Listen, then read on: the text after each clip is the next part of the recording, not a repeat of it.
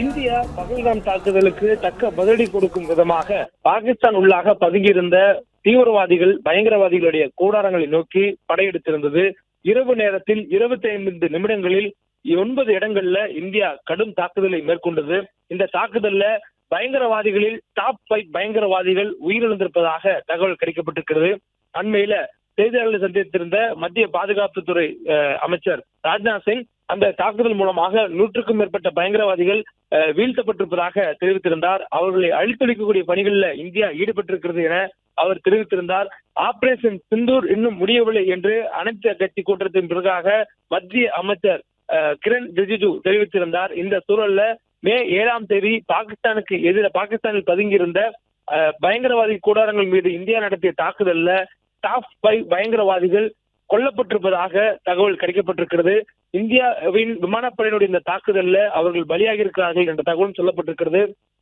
அதுக்கு மிக முக்கியமான பயங்கரவாத குழுக்களாக இருக்கக்கூடிய லஷ்கர் தொய்பா உள்ளிட்ட அமைப்புகளை சேர்ந்த பயங்கரவாதிகள் மீது இந்தியா தாக்குதலை நடத்திருந்தது. அதில் அவர்கள் உயிரிழந்திருப்பதாகவும் சொல்லப்பட்டது. முன்னதாக யார் என்ற விவரங்கள் எல்லாம் அந்நாட்டு அரசு வெளியிட மறுத்திருந்த நிலையில இந்தியா நடத்திய தாக்குதல்ல 100க்கும் மேற்பட்டவர்கள் உயிர்ந்திருக்கலாம் என சொல்லப்பட்டது. மேலும் டாப் 5 தீவிரவாதிகள் என சொல்லக்கூடிய நேரத்தில் அவர்கள் அனைவரும் இந்தியாவுக்கு எதிரான பயங்கரவாத செயல்களில் ஈடுபட்டவர்கள். அவர்களை குறிவைத்து இந்தியா தாக்குதல் நடத்தியிருந்தது. லஷ்கர் தொய்பா உள்ளிட்ட அமைப்புகள் மீதான தாக்குதலாகவே இந்தியா மே 7ஆம் தேதி இந்த தாக்குதலை நடத்தியிருந்தது. இந்த தாக்குதல் மூலமாக அவர்களுடைய இறப்பு என்பது உறுதி செய்யப்பட்டிருந்தது. அதை பாகிஸ்தான் ராணுவம் வெளியிட்டிருந்த படங்கள் மூலமாகவும் உறுதி செய்து கொள்ள முடிந்தது. ஆபரேஷன் சிந்தூருக்கு கிடைத்த மிகப்பெரிய வெற்றியாக லஷ்கர் தொய்பாவுடைய முதாசர் காதியன் காஸ், ஜெய்ஷி முகமது இயக்கத்தினுடைய ஹபீஸ் முகமது ஜமீல் பலி என்ற ஆகியோர் பலியாகி இருப்பதாக தகவல் சொல்லப்பட்டிருக்கிறது. லஷ்கர் தொய்பாவினுடைய அமைப்பின் மிக முக்கியமான நபர்களெல்லாம் இந்த தாக்குதலில் வீழ்த்தப்பட்டிருக்கிறார்கள். மசூத் அசாரினுடைய உறவினர் ஜெய்ஷி முகமது இயக்கத்தினுடைய பயங்கரவாதியான முகமது யூசுப் இதுல கொல்லப்பட்டிருக்கிறார். 7ஆம் தேதி நடத்தப்பட்ட இந்த தாக்குதல் என்பது மிக முக்கியமான தாக்குதலாக இந்தியா வரலாற்றில் குறிக்கும் என்று சொல்லப்பட்ட நிலையில தற்பொழுது பாகிஸ்தானில் பதுங்கியிருக்கக்கூடிய பயங்கரவாத அமைப்புகளை சேர்ந்த மிக முக்கியமான டாப் 5 பயங்கரவாதிகள் வீழ்த்தப்பட்டிருக்கிறார்கள். லஷ்கர் தொய்பாவுடைய முதாசர் காதிபான் காஸ் அவர்களும் இதில் வீழ்த்து கொல்லப்பட்டிருக்கிறார்கள். இதுபோல் பல்வேறு இடங்கள்ல அந்த 9 இடங்கள் நடத்தப்பட்ட அந்த தாக்குதல் மூலமாக மிக முக்கியமான தீவிரவாதி என்று அறியப்படக்கூடிய மசூத் அசாருடைய உறவினர் ஜெய்ஷி முகமது இயக்கத்தின் பயங்கரவாதியாக இருக்கக்கூடிய முகமது யூசப் அசாரும் பலியாகி இருக்கிறார். இந்தியாவினுடைய பல்வேறு தாக்குதல்கள்ல பின்புலமாக அவர்கள் செயல்பட்டவர்கள் மீது இந்த தாக்குதல் நடத்தப்பட்டிருந்தது. காஷ்மீரில் நடைபெற்றிருக்கக்கூடிய துப்பாக்கிச்சூடு, எல்லை தாண்டி வரக்கூடிய பயங்கரவாதங்கள், இந்தியாவுக்கு எதிரான அந்த டெரர் ஆக்டிவிட்டிஸ் என சொல்லக்கூடிய பயங்கரவாத செயல்களுக்கெல்லாம் பின்புலமாக பாகிஸ்தான் ஆக்கிரமிப்பு காஷ்மீரிலும் அதே போன்று பாகிஸ்தானுடைய நாட்டின் உள்பகுதியிலும் அவர்கள் கூடாரங்கள் அமைத்தும் பயிற்சி முகாம்கள் அமைத்தும் இந்தியாவுக்கு எதிராக ஊடுருவல் செயல்களை செய்து அவர்கள் தாக்குதல் நடத்தி வந்தார்கள்.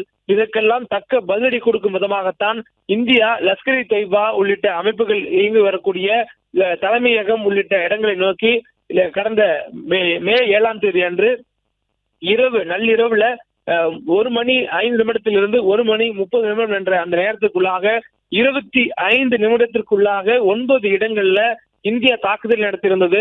அந்த தாக்குதல் 100% வெற்றியை கொடுத்திருப்பதாக இந்தியா உலகங்களுக்கு அறிவித்திருந்தது. இந்தியாவின் மீது தாக்குதல் நடத்தியவர்கள் யாராக இருந்தாலும் அவர்களுக்கு தக்க பதிலடி கொடுக்கப்படும். குறிப்பாக உலகிற்கே அச்சுறுத்தலாக இருக்கக்கூடிய பயங்கரவாதத்துக்கு எதிராக இந்தியா உறுதி பூண்டிருப்பதாக தெரிவிக்கப்பட்டது. அதன் அடிப்படையில இந்தியா அன்றைய தினம் நடத்தப்பட்ட தாக்குதல்ல லஷ்கர் தொய்பாவுடைய அபு அகாசா, ஜெய்ஷி முகமது இயக்கத்தினுடைய முக்கிய நபர்கள் எல்லாம் இதில் கொலை செய்யப்பட்டிருப்பதாக, அழித்தொழிக்கப்பட்டிருப்பதாக தகவல் கிடைக்கப்பட்டிருக்கிறது. இந்த டாப் 5 பயங்கரவாதிகள் அனைவருமே இந்தியாவுக்கு எதிரான பல்வேறு சதித்திட்டங்கள்ல ஈடுபட்டிருந்தவர்கள். அவருடைய சதித்திட்டங்கள் அனைத்தும் வெற்றிகரமாக முறியடிக்கப்பட்டிருக்கிறது. அவர்கள் இந்தியாவுக்குள்ளாக நுழைந்து தாக்குதல் நடத்த முயற்சித்த போதெல்லாம் இந்தியா அதற்கு எதிராக மிக தீரத்துடன் போராடி இருக்கிறது. இந்த நிலையில தொடர்ச்சியாக பாகிஸ்தானை சேர்ந்து அவர்கள் பாகிஸ்தானுடைய ராணுவத்துடைய உதவியுடன் இந்தியாவுக்குள் எல்லை தாண்டி பயங்கரவாதங்களை செய்து வந்தார்கள். குறிப்பாக கடந்த 10 ஆண்டுகள்ல மட்டும் எல்லை தாண்டி செய்யக்கூடிய பயங்கரவாதத்தின் காரணமாக இந்தியாவில் 350க்கும் மேற்பட்டவர்கள் உயிரிழந்திருப்பதாகவும் பல்வேறு நபர்கள் அதனால் பாதிக்கப்பட்டிருப்பதாகவும் சொல்லப்பட்டிருந்தது. இந்த நிலையில அபு ஜுண்டால் என சொல்லக்கூடியவர்கள்லாம் இந்த மும்பை தாக்குதலில் ஈடுபட்டவர்கள் அவர்கள் எல்லாம் இந்த ஆபரேஷன் மூலமாக அழித்தொழிக்கப்பட்டிருக்கிறார்கள். இதுபோல் மே 7ஆம் தேதி இந்தியா பாகிஸ்தானுக்குள்ளாக ஊடுருவி நடத்திய இந்த தாக்குதலில் 5 முக்கிய பயங்கரவாதிகள் சுட்டு வீழ்த்தப்பட்டிருக்கிறார்கள். குண்டு மூலமாக தாக்குதல் நடத்தி அவர்கள் அழித்தொழிக்கப்பட்டிருக்கிறார்கள். லஷ்கர் இ தொய்பாவினுடைய முதாசர் காதின் காஸ், ஜெய்ஷ் இ முகமது இயக்கத்தினுடைய ஹபீஸ் முகமது ஜமீல், அதே போன்று மசூத் அசார், அதாவது பயங்கரவாதிகள் மிக முக்கியமாக பாகிஸ்தானில் தஞ்சமடைந்திருக்கூடிய மசூத் அசாருடைய உறவினரும் ஜெய்ஷ் இ முகமதுடைய இயக்கத்தின் பயங்கரவாதியுமான முகமது யூசப், அதே போன்று லஷ்கர் இ தொய்பாவுடைய அபு அகாசா, ஜெய்ஷ் இ முகமது இயக்கத்துடைய முகமது ஆசன் கான் உள்ளிட்டவர்கள் இந்த தாக்குதலில் பலியாக இருப்பதாக சொல்லப்பட்டிருக்கிறது. லஷ்கர் இ தொய்பா அமைப்பை சேர்ந்த அந்த பயங்கரவாத இயக்கத்தை சேர்ந்த 3 பயங்கரவாதிகளும், ஜெய்ஷ் இ முகமது இயக்கத்தை சேர்ந்த 2 பயங்கரவாதிகளும் இதில் அழித்தொழிக்கப்பட்டிருப்பதாக சொல்லப்பட்டிருக்கிறது. 100க்கும் மேற்பட்ட பயங்கரவாதிகள் மே 7ஆம் தேதி இந்தியா பாகிஸ்தானுக்குள் ஊடுருவி நடத்தப்பட்ட அந்த தாக்குதலில் உயிரிழந்திருந்தாலும் இந்த 5 நபர்கள் மிக முக்கியமான தீவிரவாதிகள். இந்தியாவுக்கு இவர்களால் அச்சுறுத்தல் இருப்பது உண்மை என்றாலும் இவர்கள் இந்தியாவுக்கு மட்டுமில்லாது ஆசிய கண்டத்திற்கும் அதே போன்று வளர்ந்திருக்கக்கூடிய நாடுகளில் பயங்கரவாதத்திற்கும் அங்கு இருக்கக்கூடிய மக்களிடம் கிளர்ச்சிகளை தூண்டிவிட்டு பயங்கரவாதத்தை வளர்க்கக்கூடிய பணிகளிலும் இவர்கள் ஈடுபட்டிருந்தார்கள்.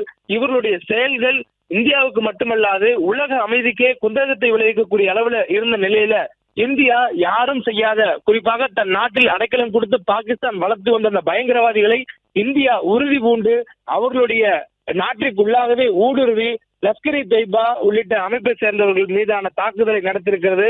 மேலும் இந்த தாக்குதல்கள்ல மிக முக்கியமான தீவிர பயங்கரவாத இயக்கமாக அடையாளம் காணப்படக்கூடிய லஷ்கர் இ தொய்பாவுடைய முக்கிய பயங்கரவாதிகளும் ஜெய்ஷ் இ முகமது அமைப்பை சேர்ந்த பயங்கரவாதிகளும் வீழ்த்தப்பட்டிருக்கிறார்கள்.